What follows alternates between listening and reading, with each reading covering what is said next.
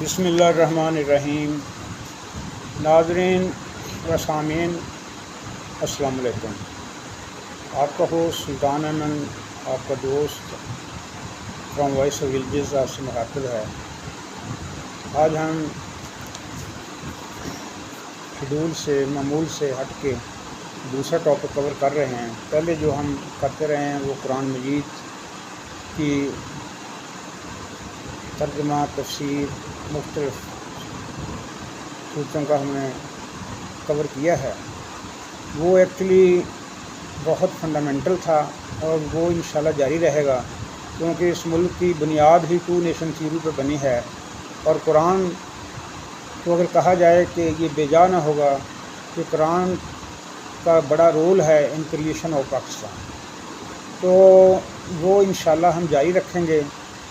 لیکن اگلے 10 ڈیز میں 8 سے 10 دن میں ہم عبادات سے ہٹ کے معاملات کو ڈسکس شیئر کرنے جا رہے ہیں۔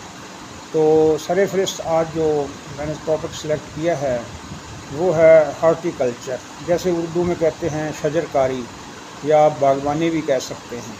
تو اس پہ میں نے دعوت دی ہے، ماہر تعلیم ہیں پروفیسر اعجاز صاحب، لیکن ان کو بڑا شوق ہے باغبانی کا، تو شجر کاری کا۔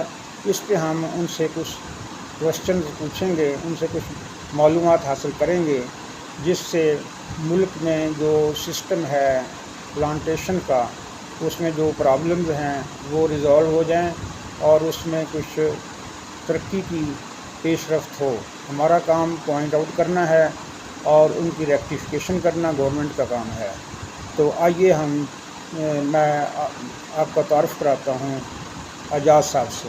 اعجاز صاحب، ویلکم ٹو ان دا شو۔ تو please kindly give a brief about the شجر کاری۔ اعوذ باللہ من الشیطان الرجیم، بسم اللہ الرحمن الرحیم۔ ربی اشرح لی صدری ویسر لی امری واحلل عقدۃ من لسانی یفقہوا قولی۔ سلطان صاحب نے اپنے انٹرو میں یہ بات واضح کی ہے، شجر کاری، ہارٹیکلچر۔ تو آج کے دور میں انسان کو جو سب سے زیادہ چیزیں جن کی ضرورت ہے ان میں سے آکسیجن بھی ہے، اور آکسیجن کا ذریعہ کیا ہے، یہ ہمیں کہاں سے حاصل ہوتی ہیں؟ آپ جانتے ہیں کہ یہ ہمیں درختوں سے، اور یہ جو ہم اگاتے ہیں جنگلات، پودے، درخت، یہ ہمارے دوست ہیں۔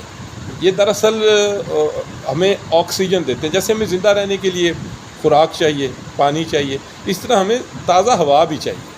ہماری جو آب و ہوا ہے پاکستان میں اس وقت، اس میں آکسیجن کم ہے، اس کا جو معیار ہے وہ کم ہے۔ اس کی وجہ یہ ہے کہ ہم بڑی تیزی کے ساتھ جو ہے وہ درختوں سے محروم ہو رہے ہیں، اور آبادیاں اور جس طرح ملک بڑھ رہے ہیں، تو ہمیں ضرورت ہے کہ ہم اس کو ساتھ اپنے جنگلات کا بھی اضافہ کریں۔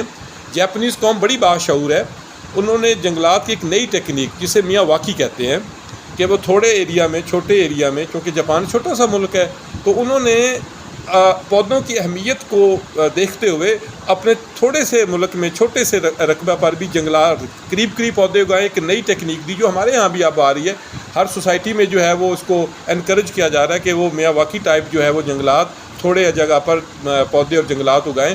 اور باقی جو دنیا ہے چونکہ وہ اویئرنیس میں بہت آگے ہے، تو آپ دیکھیں جتنے بھی بڑے ملک ہیں، ہر ملک میں بڑے شہر کے ساتھ ایک جنگل ضرور ہوگا، تاکہ وہ ان کو تازہ ہوا بھی دے سکے، ان کو آکسیجن کی جو ضروریات ہے وہ بھی پوری کر سکے۔ ہمارے ہاں جو مریض ہیں، خاص طور پر جو دمہ کے یا جنہیں سانس کا مسئلہ ہے، تو ان کے لیے یہ بڑا ضروری ہے کہ ان کو پراپر آکسیجن ملے۔ اگر آکسیجن کم ملے گی تو ان کا مرض بڑھ جائے گا۔ اب سردیوں میں دیکھیں، ابھی سردی آئے گی تو ہم ایک اسموک کا سامنا کریں گے۔ وہ اسموک کیوں ہے؟ وہ اسموک اسی وجہ سے ہے کہ ہمارے ہاں درختوں کی تعداد بڑی کم ہے، اور گاڑیوں کی تعداد بڑھ رہی ہے، بڑی ہیوی ٹریفک بڑھ رہی ہے، گاڑیوں کے AC چلتے ہیں، جس کی وجہ سے ہمیں ایک ہیٹ کا سامنا ہے، اور یہ پوری ہیٹ ویو جو ہے پوری دنیا کا مسئلہ ہے۔ پروفیسر صاحب نے بڑی اچھی گفتگو کا آغاز کیا ہے۔ اب میں پروفیسر صاحب سے یہ سوال کروں گا، اعجاز صاحب سے، کہ آپ ہمارے مذہبی نقطہ نظر سے یعنی قرآن کے ریفرنس سے جو نبی کریم صلی اللہ علیہ وسلم نے فرمایا ہے کہ شجر کاری کے متعلق، درختوں کے متعلق، اس پہ تھوڑا سا بریف کریں. چونکہ دین اسلام ایک جامع اور مکمل دین ہے، یہ دین فطرت ہے، اور ہمارا دین جو ہے قرآن و سنت کی صورت میں وہ ہمیں ہر مسئلے کا حل بھی بتاتا ہے. قرآن حکیم میں جہاں جنت کا ذکر ہے، اللہ کی نعمتیں، تو وہاں پر ہے کہ جنت میں نہریں بہہ رہی ہیں اور درخت ہیں، پھلوں کے درخت ہیں، پھلوں کا ذکر ہے، ثمرات ہے وہاں پر ہر قسم کا. جو ہم دنیا میں چیزیں استعمال کرتے ہیں، جو پھل ہم کھاتے ہیں، ہمیں جنت میں بھی یہ چیزیں ہیں، لیکن ان کی لذت اور مزہ علیحدہ ہوگا. یعنی جو درخت ہیں، جو پودے ہیں، جو سبزہ ہے، یہ جنت میں بھی ہمیں درختوں کی صورت میں نظر آئے گا، اور ہم اس کو دیکھ کر جو ہے وہ انسان کی طبیعت میں ایک خوشی اور ایک حشاش بشاش کا جو عنصر ہے وہ پیدا ہوتا ہے. تو قرآن حکیم میں سورہ جو 3 ہے اور زیتون کا ذکر ہے، والتین، بسم اللہ الرحمن الرحیم، والتین والزیتون، اللہ نے ایک قسم کھائی ہے اس کی اہمیت کے پیش نظر، اس کی انجیر کی بھی اور زیتون کی بھی. اس طرح سورہ رحمان کے اندر چھوٹی سی ایک آیت ہے، مدھامتان، اس کا مطلب ہے نہایت سرسبز چیزیں. تو جنت میں نہایت سرسبز چیزیں ہوں گی. اور یہ آج کل کی جو میڈیکل سائنس ہے یہ کہہ رہی ہے کہ جو سبزہ ہے اس کو دیکھنا چاہیے کہ یہ آپ کی جو ہے آئی سائٹ، آپ کی آئی سائٹ کو تیز کرے گا، آپ کی یادداشت کو بڑھاتا ہے، آپ کی صحت پر اس کے اچھے اثرات مرتب ہوتے ہیں. تو اس لیے جب آپ واک کریں، صبح سویرے اٹھیں، تو اس وقت جو درخت ہے یا جو آپ کا سبزہ ہے اس کو غور سے کچھ دیر دیکھیں. یہ جو اس کی گرینری ہے نا، درختوں کے اندر اللہ تعالیٰ نے جو یہ گرین رنگ کا رکھا ہے، یہ انسانی ہیلتھ، اس کے صحت، اس کے دماغ کے لیے نہایت ضروری ہے. اور ان کو درختوں کو دیکھنا چاہیے. صبح کے موسم میں جلدی اگر آپ اٹھیں تو اس وقت ایک زبردست نظارہ ہوتا ہے. اگر آپ کے ارد گرد ہرے بھرے درخت ہوں تو آپ اس سے زیادہ آکسیجن حاصل کر سکتے ہیں. پروفیسر صاحب بہت اچھا جواب دیا آپ نے، بڑا اچھا ریفرنس تھا قرآن مجید کا، آپ نے شیئر کیا سامعین سے. اب میں آپ سے یہ بات پوچھنا چاہ رہا ہوں، بلکہ سارے سامعین کے لیے بہت ضروری ہے اس کویشچن کا آنسر کرنا، کہ ریسنٹلی پاکستان میں بڑے سیلاب آئے، سندھ ڈوب گیا، 1/3 ایریا آف دا کنٹری زیر آب آ گیا. تو یہ اس میں اگر درخت پلانٹیشن زیادہ ہوئی ہوتی تو پھر گلیشیئر پر اس کا ٹیمپریچر کم ہوتا تو سیلاب شاید نہ آتے یا نقصانات کی تعداد کم ہوتی. آپ پلیز اس پہ ذرا بتائیے گا. سلطان احمد صاحب، یہ بڑا ایک اہم اور بنیادی نقطہ ہے جس کی طرف آپ نے توجہ مبذول کروائی ہے. ہماری بدقسمتی رہی کہ ہمارے ہاں پلاننگ کا فقدان ہے. کسی بھی معاملے میں ہم جو ہے وہ بر وقت پراپر ٹائم پر پراپر فیصلے نہیں کر سکے. اور درختوں کا معاملہ بھی، جنگلات کا معاملہ بھی ایسے ہے کہ اس وقت پاکستان کا بہت تھوڑا ایریا جو ہے وہ جنگلات پر مشتمل ہے. ماہرین جنگلات تجویز کرتے ہیں کہ کسی بھی ملک کا 25% رقبہ جنگلات پر مشتمل ہونا چاہیے. اور ہماری جو اداروں کی رپورٹ ہے حکومت پاکستان کی، اس میں یہ 4.5 کے قریب بتایا گیا. اور جو UNO کا ہے ادارہ فوڈ اینڈ FAO، تو وہ یہ بتاتا ہے کہ پاکستان کا صرف 2.2% رقبہ جو ہے وہ درختوں پر مشتمل ہے. یعنی ہم نے اتنی تیزی سے جنگلات کا خاتمہ کیا ہے. ہمارے ہاں کچھ مین میڈ جنگلات بھی ہیں، جیسے چھنگا مانگا. اس طرح میرے اپنے علاقے دیپال پور میں پپلی پہاڑ ایک علاقہ، وہاں بھی بہت بڑا جنگل تھا، لیکن ٹمبر مافیا نے، جنگل مافیا نے وہ درختوں کو کاٹ کر زرعی زمینوں میں تبدیل کر دیا ہے. اور اسی طرح آپ کے پہاڑی علاقوں میں بھی ہوتا ہے، چونکہ وہاں جو لکڑی پیدا ہوتی ہے وہ فرنیچر کے لیے بڑی اچھی ہے، جس میں آپ کا چیڑ کا پودا ہے یا آپ کا جو مختلف جو استعمال پڑتل ہے، کیل ہے، تو یہ لکڑی جو ہے ہمارے ہاں آتی ہے. اور وہاں بھی ٹمبر مافیا جو ہے وہ سرگرم ہے.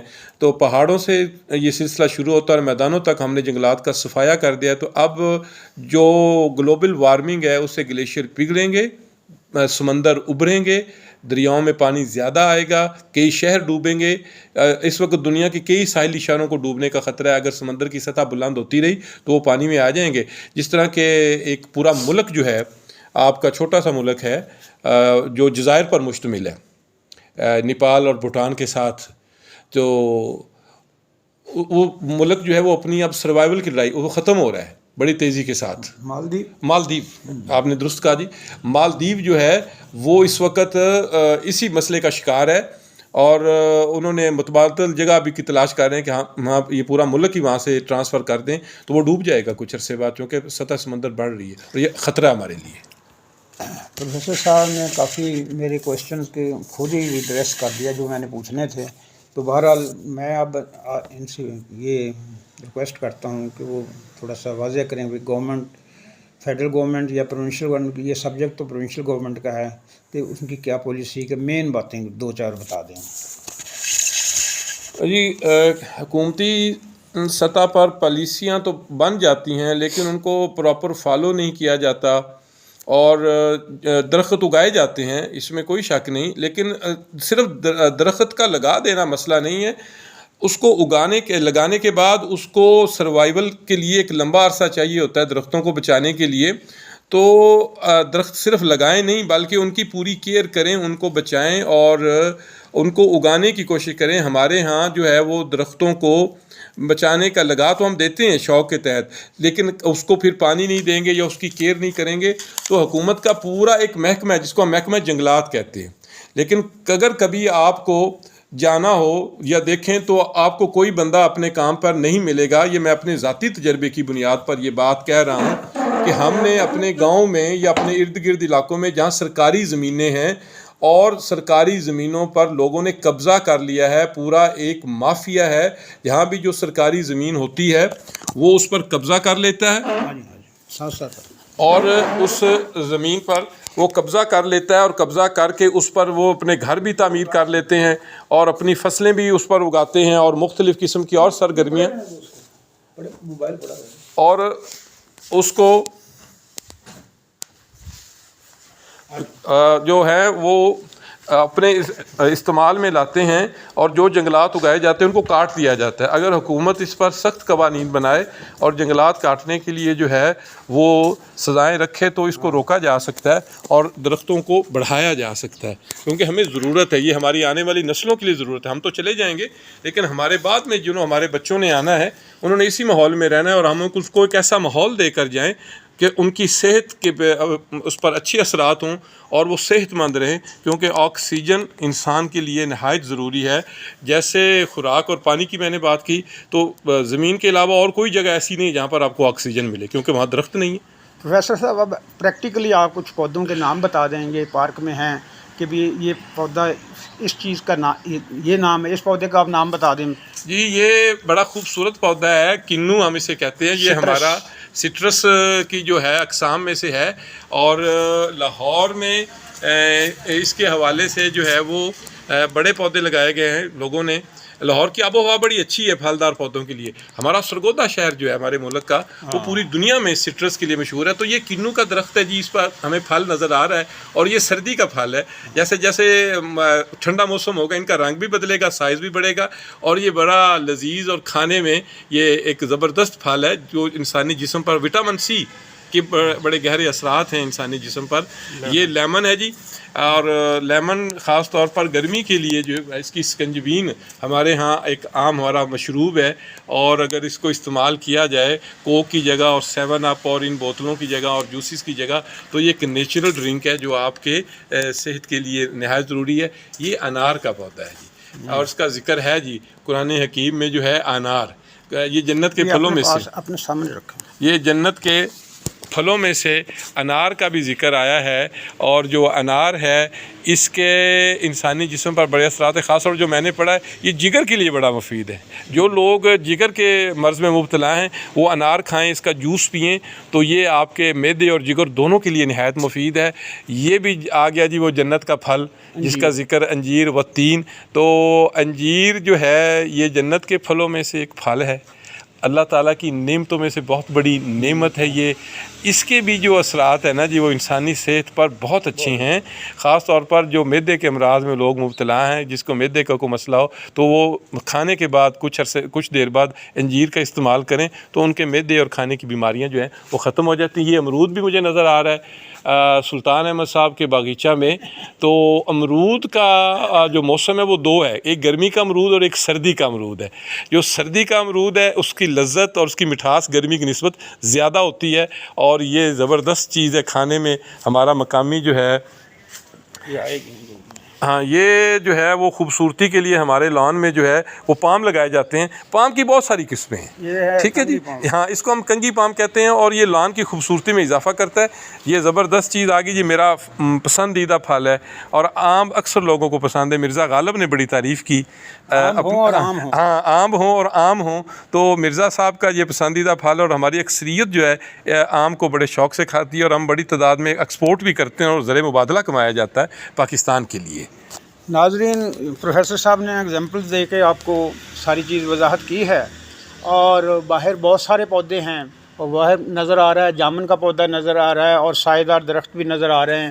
یہ سہانجنا بھی نظر آ رہا ہے. تو سہانجنا بھی جو ہے صحت کے لیے بڑا مفید ہوتا ہے. اب میں پروفیسر صاحب سے کہتا ہوں کہ اس کو کلوزنگ سنٹینسز میں کچھ اور بتانا چاہیں تو بتا دیں, کیونکہ باہر کے پھر جو ہے وہ علیحدہ پکچر ساتھ ایڈ کریں گے. ادھر آ جائے, ادھر نظر نہیں آتا نا دور میں. جی آخر میں اپنے جو سننے والے دوست ہیں, احباب ہیں, ان کو یہی سجیسٹ کروں گا کہ آپ جہاں بھی ہیں اپنے حصے کا پودا لگائیے. اپنے جو والدین ہیں اپنے بچوں کے لیے پودا لگائیے, اور پودے لگائیے اور ان کو جو حوصلہ افزائی کیجیے.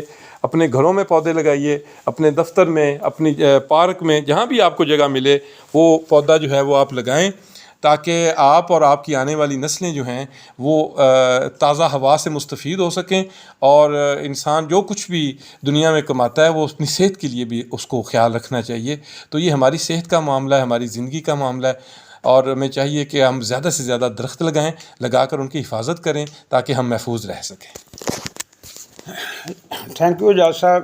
جاز صاحب نے بڑی ہی پریکٹیکل باتیں کی ہیں. اب ایک سوال میں نے اخیر میں ان سے پوچھنا ہے, وہ یہ ہے کہ اس میں کیا کنٹریبیوشن ہے باغبانی کی مطلب with reference to exports of mango and citrus to the foreign countries. Time بہت تھوڑا ہے جی. اس میں زبردست ہے جی. ہمارے پاس جو سٹرس ہے وہ 166 ملین ڈالر کا ہم زر مبادلہ کماتے ہیں اس سے. اسی طرح جو ہمارا ٹی ڈی اے کی رپورٹ کے پاکستان ٹریڈ جو کارپوریشن ہے آف پاکستان وہ بتاتا ہے. اسی طرح جو ہمارا مینگو ہے, ہمارا گلف کے اندر اور یورپ کے اندر ہمارے آم کی بڑی قدر ہے, اور دنیا میں ایسا آم کہیں نہیں پیدا ہوتا. ہم جو ہے وہ 7 کروڑ 20 لاکھ ڈالر جو ہے وہ ہم کماتے ہیں سالانہ. جو ہے یہ بہت بڑی رقم ہے, اور ہم اس کو بڑھا سکتے ہیں کہ ہم اپنے جنگلات میں اضافہ کریں اور اپنا زر مبادلہ بھی بڑھائیں. پروفیسر صاحب نے پریکٹیکلی بتا دیا کہ کیا فوائد حاصل ہوتے ہیں جنگلات سے, باغبانی سے. تو یہ ساری چیزیں کا اویئرنیس کے لیے بہت ضروری ہیں. لیکن اگر ہم سب کچھ یہی کہیں کہ یہ گورنمنٹ کر دے یا کوئی اور کر دے تو یہ پالیسی اچھی نہیں. آپ اپنے گھر میں, اپنے کھیتوں میں پودے اگائیں اور یہ ماحول دوست بن جائیں, جس میں آپ کا بھی فائدہ ہے, معاشرے کا بھی فائدہ ہے. میں مثال کے طور پہ دے سکتا ہوں کہ میرا تعلق جو ہے وہ ڈسٹرکٹ قصور سے ہے. پتوں کی نرسریوں کا سینٹر ہے, ہب آف نرسریز ہے. دیکھ کر بڑی خوشی ہوتی ہے, اور وہ ان کو بڑا کریڈٹ جاتا ہے کہ انہوں نے سارے ملک میں اس کا جال بچھا دیا ہے پودوں کا, جو گارڈننگ میں بڑے معاون ہیں. لیکن گورنمنٹ کو چاہیے کہ کوئی انسینٹیوز دیں اور یہ ریسرچ کریں. مثلا جو فیصل آباد یونیورسٹی ہے وہ انڈر یوٹیلائزیشن ہے. What they are doing there, ان کو چاہیے کہ ادھر آ کے بیٹھیں, ادھر آ کے ریسرچ کریں. چائنا سے انوویشن لیں. چائنا نے بڑی ترقی کی ہے فروٹ کی پروڈکشن میں, تو اگر وہ بھی ان کے تعاون سے ان کی انکریجمنٹ کریں اور انسیپشن کرائیں تو پاکستان, میں نہیں کہتا کہ کسی دوسرے ملک سے پیچھے رہ جائے.